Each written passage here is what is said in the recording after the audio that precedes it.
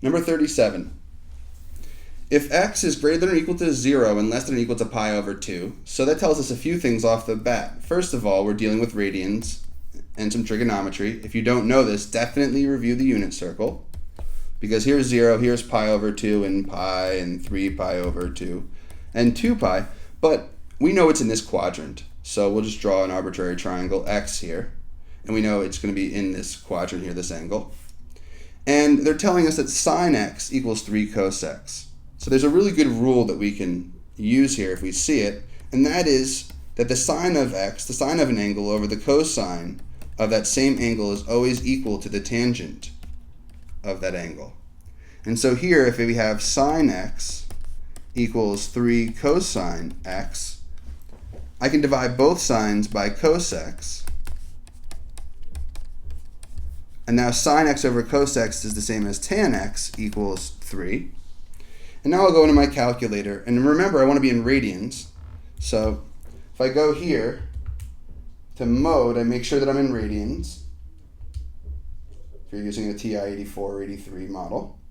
Now I go to my main window and I want to find the value of x, so I'm going to take the inverse tan of both sides. And I do that on this calculator by hitting second tan. So I'm going to go ahead and do that over here.